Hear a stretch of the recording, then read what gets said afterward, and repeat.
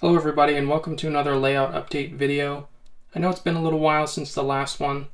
I was working on a few projects that I was hoping to get done in a timely manner, but unfortunately just things got in the way. There were some delays with my projects.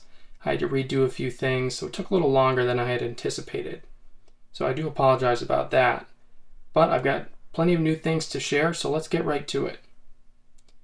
So the first thing that I've been working on, or the primary project that took up most of the time, was having to redo the mainline section from here, from the Chester module to the Bells Falls yard. So I had to redo, and you can actually see some of the old adhesive on the plaster there, and you can see the adhesive, the old adhesive. I had to go ahead and redo the positioning of the main line. That meant removing the roadbed, shifting it over, and even having to relocate the bridge. So the bridge is currently removed because I'm doing some work to it, but you can see that I had to widen the insert, or the place where the bridge was sitting in, where the plaster is. I had to go ahead and redo that and actually shift it over, so that took some time.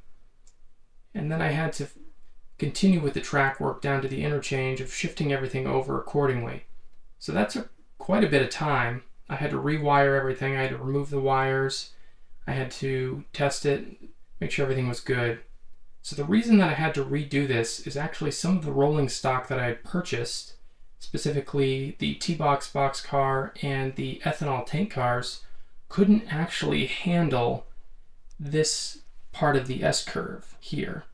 So you can see that the S-curve begins right after the interchange, comes through here, winds its way through, and then curves around and enters the Chester module.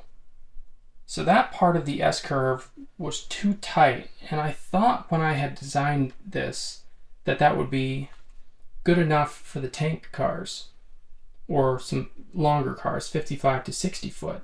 But unfortunately it was just shy of what it needed to be in order to make the tank cars or any rolling stock, 60-foot rolling stock, go around the curves. The wheels kept jumping up over the rails, so obviously I had to do something different. I could have gotten different tank cars, but I really loved the ones that I had, so I figured, you know what, I'm going to go ahead and redo this. I'm going to do it right and make sure everything is the way that it needs to be. So that took some time, but I did finish it. Everything was rewired, tested, and it works great. So you may have noticed, as I was showing you the new position of the main line, that the track is partially painted, or this section at least is painted. I've gone ahead and used the Tidy Track paint pens, and I'll actually grab one here to show you. So this is the Tidy Track paint pen system. This is the weathered tie. I don't know if you can see that color brown, but it's a good shade of brown. Works really well for weathering the ties. And then what you're seeing here on the rails is the rusty rail color. So I've used these paint pens before on previous projects, and it's kind of a hit or miss. You have to use several layers, I think, to get the full effect. But it does look good in the end. And if we pan over here, you can see I've actually done the same thing for the bridge track. Now this was never glued to the bridge. I did this on purpose because I knew I was going to take the bridge up at least once or several times. And it's ended up being several times, having to have redone the main line. But I've gone ahead and painted all the way up to the interchange here. And I think the results are fantastic. Now something else that I've done is I've gone ahead and started adding in joint bars. These are by KV Models. These ones here are the 4-bolt joint bars. You can see at the bottom there, 4-bolt. These are for spurs and yard tracks. I actually use these 4-bolt ones on the inside rails, the guard rails here on the inside of the bridge track. And then I've gone ahead and used 6-bolt for the main line, or the rails on the bridge track, and then the rest of the rails for the main line. Now this is something that you really don't notice unless you're looking closely, if you know what you're looking for, but it's just one of those details that I thought would really help bring this layout to life when everything is completed. It's something I've never tried before. I wanted to see what it looked like, and you know, they're really easy to install. It's just time consuming, but I think it's really going to help bring this scene to, or this layout to life. So some of the next steps for this bridge scene here is to go ahead and use paints or other materials to go ahead and start preparing the riverbed for the scene. Now, someone had suggested, and actually I had planned on doing this already, but someone had agreed with my idea of going ahead and putting in plaster to make rock faces and different rocks in the riverbed. So this was originally going to be a canal. The canal, I was going to model the canal that passes through Bellows Falls.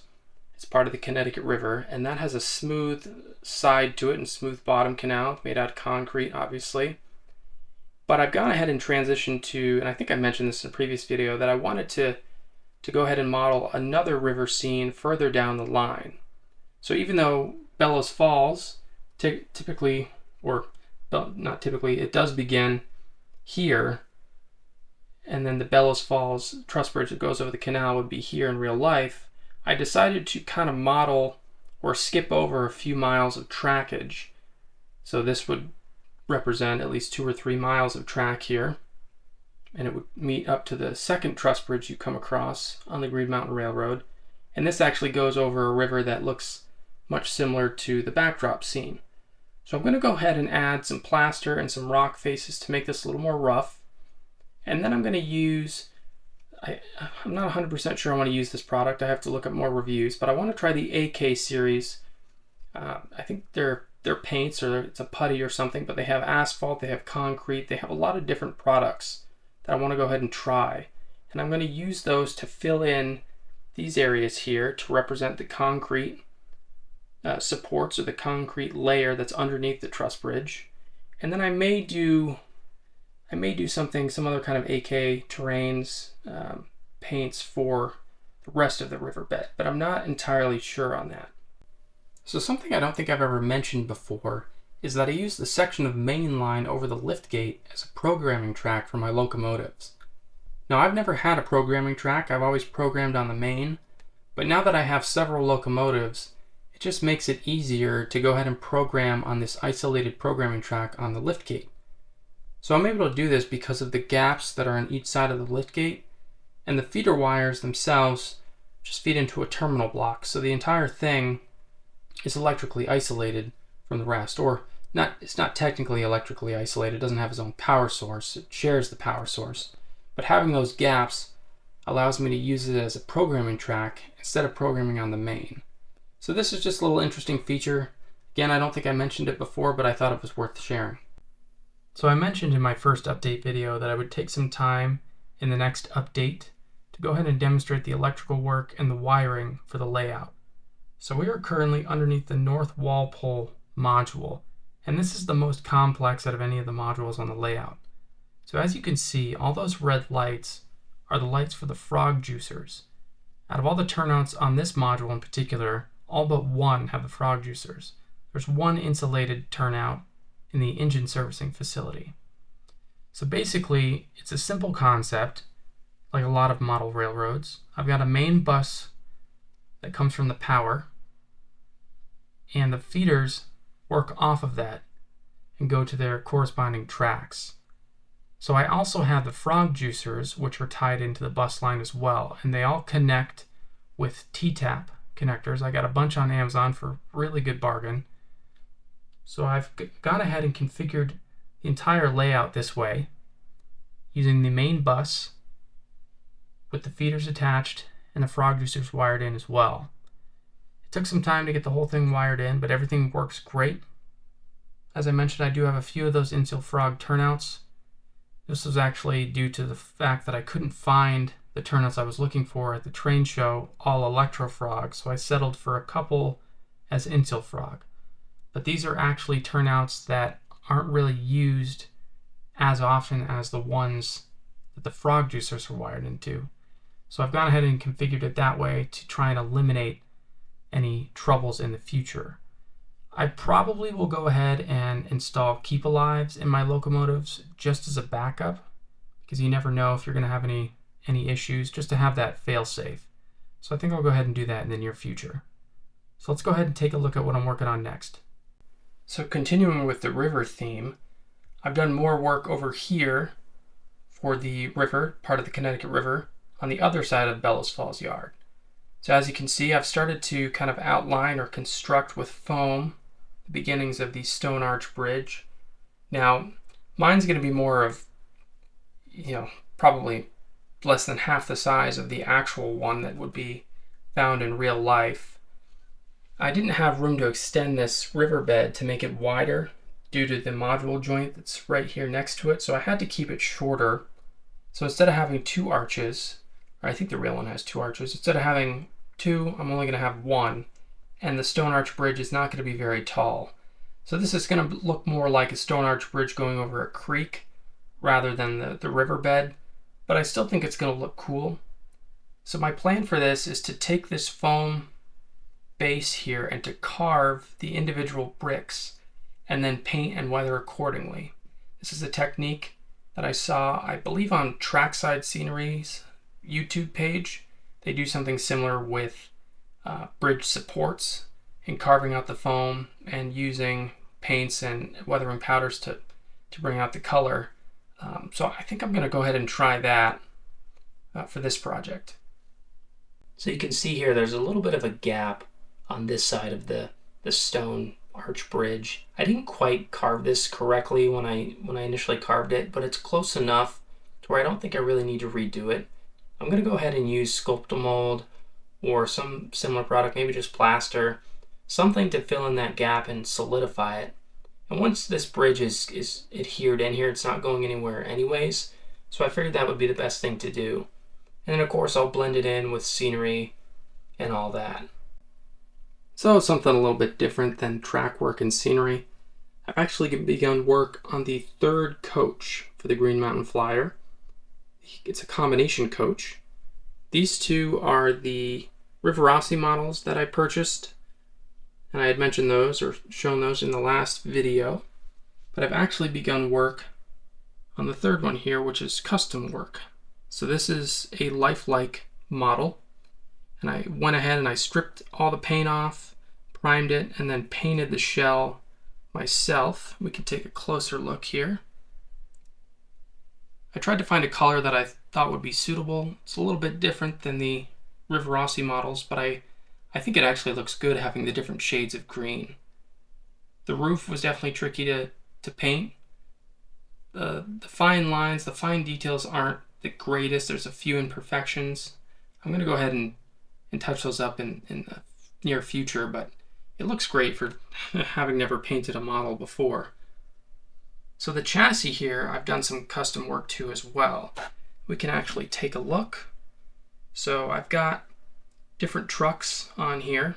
These ones are similar to the ones that are on the Rivarossi coaches. I don't remember the style that those are called. But the ones that were on the model previously were they had truck mounted couplers, and I didn't want to use truck mounted couplers. So I mounted some coupler pockets and installed some KD number 5s on the chassis. So I think this project has turned out great. Never done anything like this before with custom work, and I'm definitely excited to do more in the future. So every locomotive on my layout is now configured the way I want it, except for Green Mountain 405. This is a DC model, and I had mentioned previously that when I was looking into Green Mountain 405, I couldn't find any DCC models anywhere, so I purchased the DC one with the idea that I would convert it over to DCC later. Now this is something that I haven't done before, and I'd like to experiment on. I just don't know if I want to go ahead and experiment on my favorite locomotive out of the fleet. So I'm contemplating keeping this one as just a display model and getting another Green Mountain 405, a DCC model. It's already fitted with DCC and sound, but I may go back to this one and actually spend some time to convert it over anyways. So the last project that I've been working on the VTR GMRC build is converting Vermont Railway 751 into a dummy locomotive. So I've gone ahead and removed the motor and the gears in the trucks to allow this to free roll. So you can actually see here, I mean, nice and smooth. So this was something that was on my bucket list. I was originally going to go ahead and try to convert this over to a DCC locomotive, but when I got the locomotive, which I purchased from a forum member on the forum that I'm a part of, he had mentioned it was an older locomotive, so I wasn't expecting anything to work real well, and that was true. The motor was really not that great. It was loud, it was clunky, it just wasn't going to work. So I figured, you know what, for now, I'll convert this over to a dummy locomotive, and then in the near future, if I want, I'll try and find a new motor for it and get it going that way. The only thing I haven't figured out how to do yet is to get the headlights wired in to at least get power from the tracks. So this is something I'm going to have to do a little bit more experimenting on, but that's a project for the future. I'm just happy to have it as a dummy locomotive so I can go ahead and have it coupled up to any other locomotive I want and tow it behind. So that's all I have for you in this layout update video. I know there wasn't a lot this time, and I know you had to wait around a little bit for the next update video, but it took me so long to get those few projects done, just with delays and work schedule and all that stuff. I just didn't get as much done as I was hoping to. So I'm hoping the next layout video will be a little bit more exciting. I'm going to continue with the track weathering and the detailing using the joint bars. I'm hoping to get the bridge in place permanently, get that taken care of, and I can continue with operations. I appreciate you taking the time to watch. Please comment, like, and subscribe. Thank you.